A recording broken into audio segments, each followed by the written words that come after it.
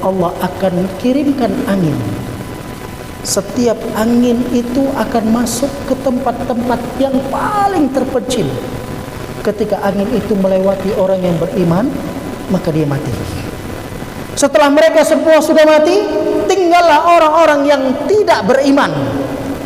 Orang fasik, orang fajir, orang kafir yang mereka hidup di masa itu, mereka akan menyaksikan dahsyatnya Al-Qariyah. Dahsyatnya Yaumul Qiyamah. Berat, menakutkan, mengerikan.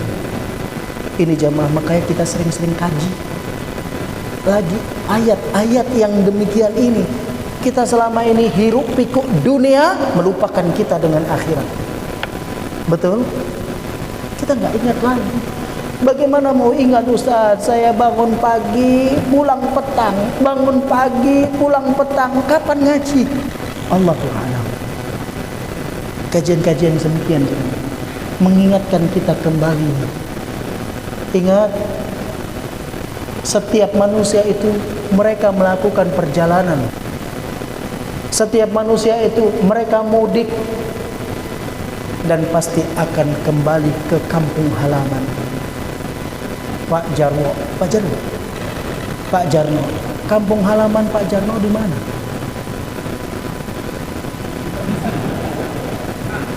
Di mana, Pak? Karanganyar. Mohon maaf. Pak siapa, Pak? Pak Ketua Hapat ini siapa namanya, Pak? Kampung halaman Bapak di mana? Itu sebetulnya kampung halaman kita. Karena kita anak Adam. Bapak kita diciptakan di surga. Jangan sampai salah alamat. Di sana cuma dua. Surga, neraka. Enggak ada yang ketiga. Karanganyar, Masjid Karanganyar, Langsa, Indonesia akan rata. Apa kata Allah ketika Nabi ditanya oleh orang-orang Quraisy ketika mereka bertanya tentang gunung? Yas'alunaka 'anil jibal. Wahai Muhammad, mereka bertanya tentang gunung kepadamu. Qul yansifuha rabbi nasfa.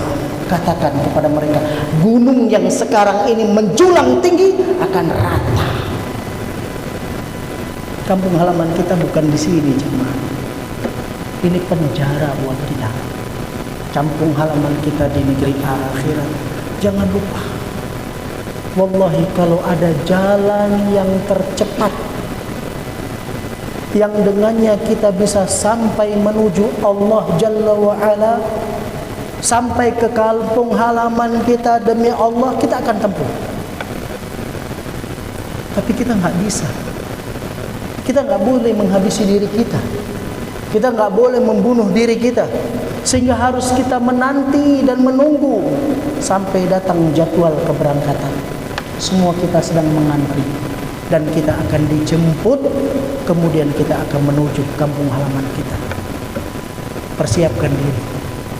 Ya ayyuhalladzina amanu taqullah wal tandur nafsum ma qaddamat lighad wattaqullah innallaha khabirum bima ta'malun. Wahai orang-orang yang beriman, bertakwalah kamu kepada Allah. Perhatikan apa yang kamu persiapkan untuk hari esok. Bertakwa kamu kepada Allah. Sesungguhnya Allah mengetahui apa yang kamu perbuat.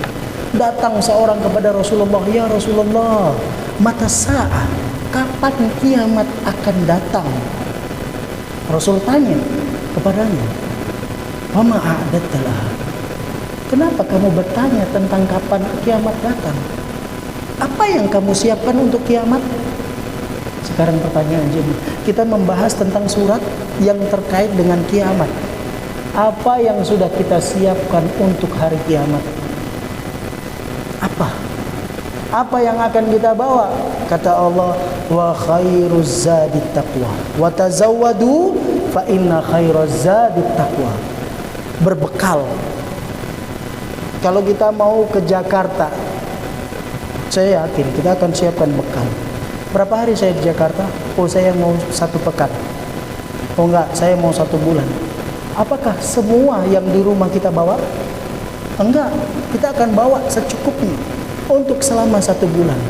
Pakaiannya, uangnya, dan seterusnya. Kita akan bekalnya cukup saja.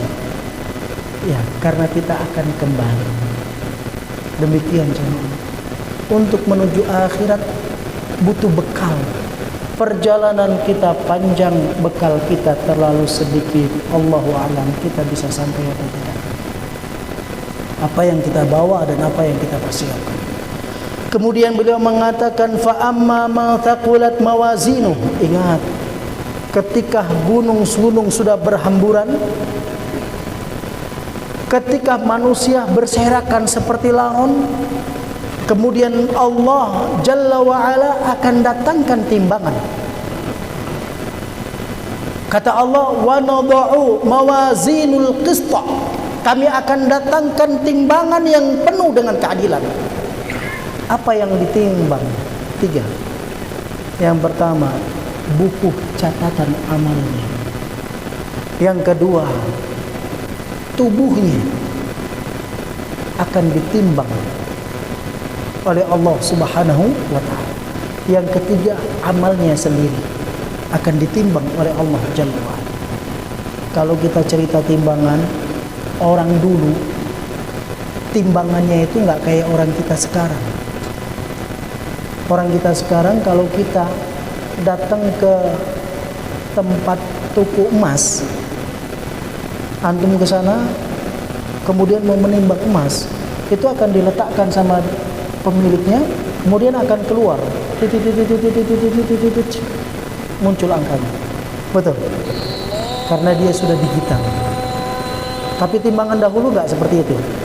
Maka sebagian besar di antara kita, ya orang-orang tua kami mungkin tahu, anak muda zaman sekarang mungkin mereka nggak bisa menggunakan timbangan yang memiliki 2 daun neraca. Di tengah-tengah ada garis timbangannya. Kemudian dia akan memposisikan stabil atau tidak. Nanti di hari kiamat jemaah, di hari kiamat, amalan sekecil apapun akan ditimbang oleh Allah, dan Allah akan tampakkan sebiji darah. Para ulama mengatakan biji darah itu seperti debu yang ketika dia bangun tidur ditepuk, kemudian akan nampak yang berterbangan di bawah sinar mentari. Itu biji darah. Diletakkan di dalam timbangan, di hari kiamat akan bergerak. Kalau di dunia nggak bergerak.